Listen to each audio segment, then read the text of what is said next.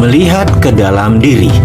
Coba kita merenung sebentar. Coba Anda melakukan hal yang biasa disebut dengan istilah inward looking atau melihat ke dalam diri. Bisakah Anda menceritakan bagaimana selama ini uang datang kepada Anda? Bisakah Anda mengenal pola uang datang ke Anda? Ada berapa cara uang datang ke Anda? Mungkin agar lebih cepat saya bantu dengan pertanyaan. Apakah uang Anda diperoleh dengan bekerja? Atau diberi orang tua Anda? Atau diberi oleh suami? Atau diberi oleh pasangan hidup Anda? Atau dari hasil usaha sendiri? Atau dari dagang, atau dari gaji, atau dari meminta kepada orang lain. Apapun itu, sewaktu Anda melanjutkan video ini, mungkin ada di antara Anda yang sudah lelah dengan masalah keuangan, sudah capek dengan ketergantungan kepada orang lain, serta sudah tidak bisa lagi mencari cara untuk menutupi semua kewajiban yang terus meningkat setiap bulan, setiap harinya, setiap tahunnya. Dan mungkin Anda setuju bahwa Anda memilih untuk menyudahi masalah finansial ini. Anda memilih bertanggung jawab atas apa yang terjadi di depan Anda. Anda memilih untuk menyetop ketergantungan kepada orang lain. Anda memilih menjadi pribadi yang menang. Anda memilih untuk menjadi bagian dari solusi. Tidak ada yang namanya keunggulan. Yang ada hanyalah pengulangan.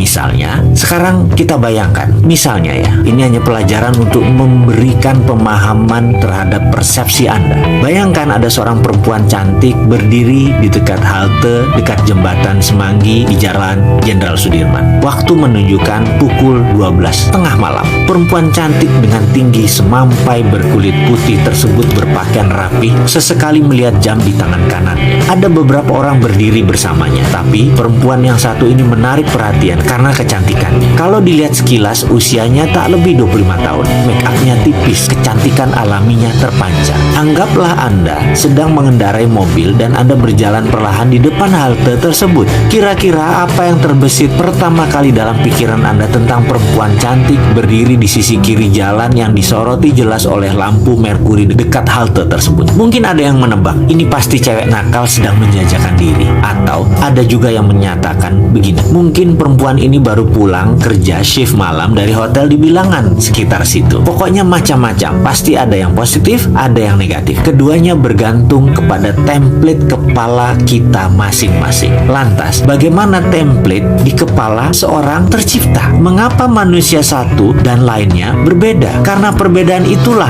output atau hasilnya berbeda-beda juga. Ada manusia yang sukses, ada yang biasa saja, ada yang gagal, dan ada lagi beragam hasil lainnya. Template jalannya pikiran atau mind map tercipta karena sesuatu yang berulang-ulang terjadi dalam perjalanan hidupnya. Misalnya seseorang yang membaca koran lampu merah, atau dulu ada namanya pos kota, atau isi berita yang selalu negatif. Walaupun berita-berita tersebut merupakan fakta, tetapi kalau setiap hari dijejali dengan berita maksiat, kriminal, bisa dibayangkan seperti apa template orang yang kira-kira selama 5 tahun kalau dia baca dan yang diperoleh adalah hal-hal seperti itu. Di sisi lain, apa yang terjadi jika seseorang membaca koran, majalah bisnis, buku self-improvement selama 5 tahun? Template seperti apa yang dia miliki? Jika sekiranya kedua orang tersebut berjalan bersama dalam mobil, lalu melihat fenomena wanita cantik tadi, apakah Anda menebak apa isi kepala masing-masing kedua orang itu? Bagaimana? Inginkah mengubah dasar pemikiran Anda? Dalam memutar roda, selalu ada yang memberatkan. Sama halnya dalam melakukan perubahan mindset ini. Maka, selain keyakinan-keyakinan lingkungan yang mempengaruhi, ada juga hal yang harus Anda jaga setelah melakukan perubahan. Jika ini tidak dijaga, Anda akan kembali lagi menjadi diri Anda yang lama. Sebagaimana Anda tahu, pandangan dan reaksi Anda terhadap kejadian dalam hidup ditentukan oleh dasar-dasar pemikiran Anda. Dasar pemikiran tersebut merupakan keyakinan-keyakinan, pendapat-pendapat, dan kesimpulan-kesimpulan yang Anda tarik sebagai masukan dari pengalaman Anda yang Anda terima sejak kecil. Hal-hal tersebut membentuk self-concept. Seberapa Anda yakin tentang diri Anda, inilah filosofi hidup Anda. Semakin kukuh dasar pemikiran tersebut, semakin yakin yakin Anda dengan kebenarannya. Pada akhirnya, dasar inilah yang menjadi pengendali apapun yang Anda lakukan, yang Anda kerjakan, dan yang Anda rasakan. Jika Anda yakin Anda adalah orang yang penuh dengan talenta dan semangat, ramah, populer, sehat, serta memiliki kehidupan yang indah, dasar-dasar pemikiran ini